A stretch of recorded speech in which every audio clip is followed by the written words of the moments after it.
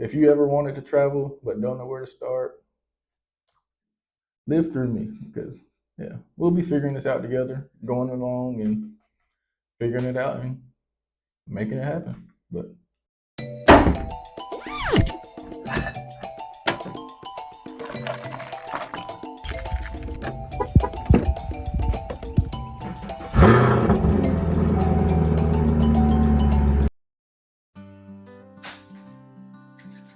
if you've ever wanted to pick up and go, get on the go, live a life of freedom, but you don't know where to start, I'll cover my thought process in this video. So, I'm about to embark on one of the biggest decisions and journeys of my life where I decide to drop out of college and go travel the world indefinitely until I find a place where I want to settle down at and ultimately maybe call home that's outside the US. So, a little bit about myself. My name is Kevin. I am an Army vet. I'm currently in college, but it didn't take long for me to find out college is not for me.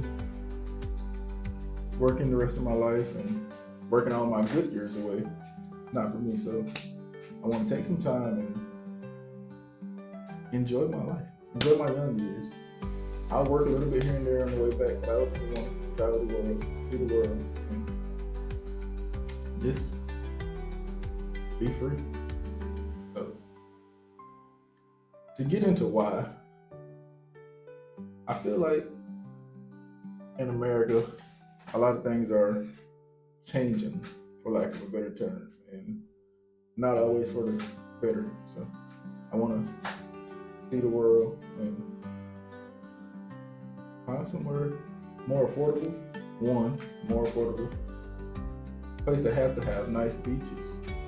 I love the beach, love snorkeling, love going out, just laid back lifestyle, get away from the rat race and yeah, live free.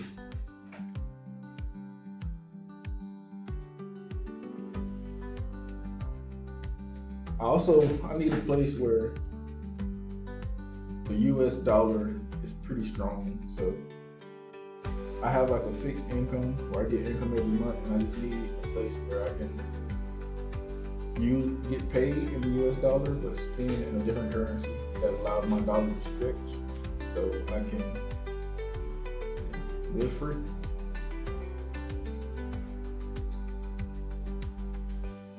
So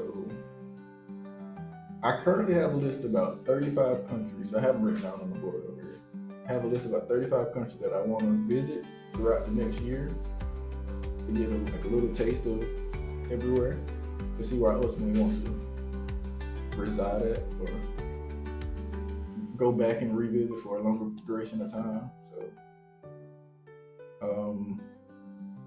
yeah, let's get into the places. So, as of right now, this is a total list of all the places that I plan to visit. We'll start here, and they're just broken down by rough regions, what I call them. Don't be offended if it's not the technical name for it. This is how I figured to group these places together so I can do group trips and not individual trips to each country. So we'll start with South America, since this is where I'm the furthest in my planning, since I already have a trip planned here. So for South America,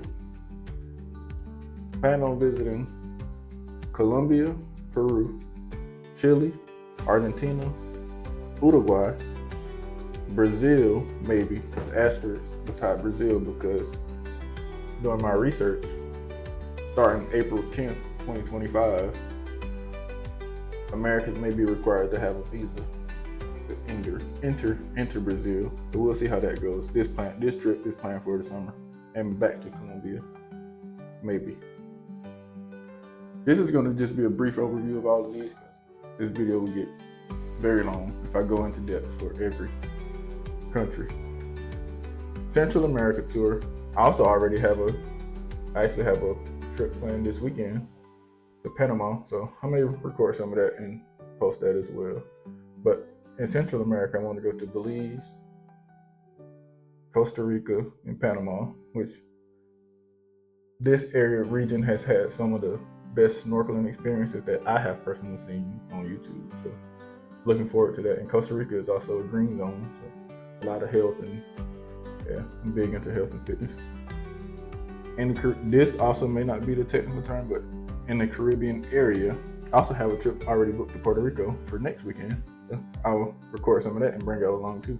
But to Puerto Rico, Dominican Republic, Cuba, if I can get there, Aruba, and Curacao. What I call Southeast Asia, Philippines, Thailand, Indonesia, Malaysia, Cambodia, Laos, and Vietnam. Pacific, for lack of a better term, I would like to visit Kiribati, Fiji,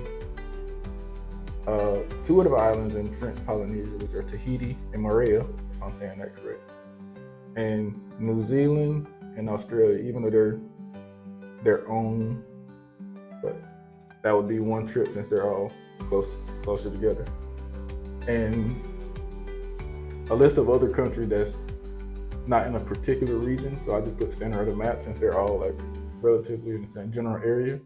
Morocco, Malta, Egypt. Definitely want to see the pyramids at Egypt. Portugal, Italy, Armenia, Albania, and Greece.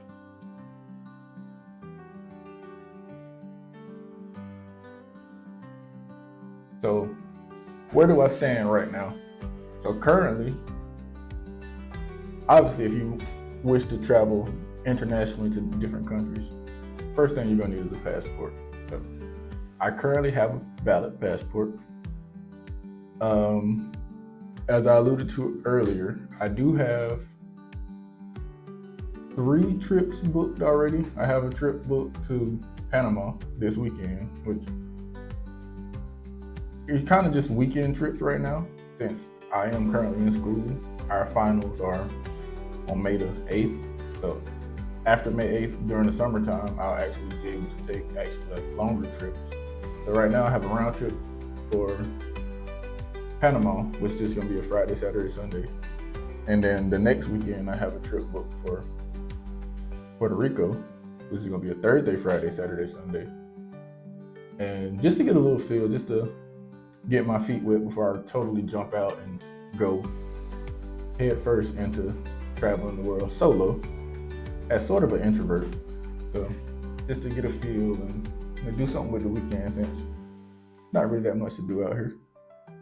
So, and also I have my first one-way ticket to Colombia already booked, and accommodations booked for those trips as well. So I'll have to start booking the flights to the rest of the countries in South America, and yeah, I'll bring y'all along with me. So if it's something that interests you, stick along and as we see this world and travel. If you ever wanted to travel but don't know where to start, live through me, because yeah, we'll be figuring this out together, going along and figuring it out and making it happen. But that's a short video for now, because I actually have an exam in the morning and it's about 10:30 p.m. right now. So I'll probably study a little bit more, take my test tomorrow, and yeah, get better at this YouTube thing and get better at being in front of a camera, because it's not really my forte. Oh, also, that's one quick last thing I want to express, like the feeling, how I feel now and how I feel going forward. So yes, the feeling can be daunting, it can be scary, challenging. You want to travel to places you've never known, never been, you don't know anybody there, and you're traveling by yourself, which can be a blessing, or it can be good and bad.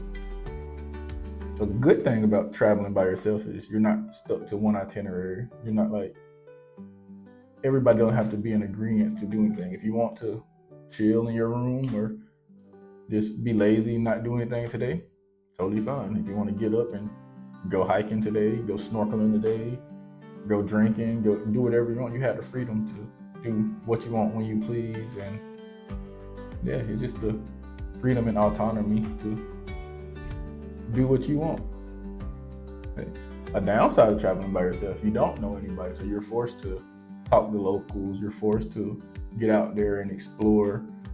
You may feel lonely. You may feel like you're out there by yourself, which you are. A lot of people are, but hopefully it forces you to get out of your shell, go talk to people, and be comfortable being by yourself. So another big thing is the language. So I in high school I studied Spanish for 1 year in college. I also studied Spanish, and I have been taking classes on Duolingo to brush up on my Spanish before I go to the Spanish-speaking countries. Which I'm not the greatest at Spanish, but I feel like I can survive. I can order food. I can talk to people. I'm not fluent by any means. I don't know the slang terms and with everything, but I'm getting there, and I want to force myself and immerse myself in the culture so I can learn how to actually be more communicable in Spanish and English. So that's one big thing. But yeah, for now, that's it. Till next time. I'll see you later.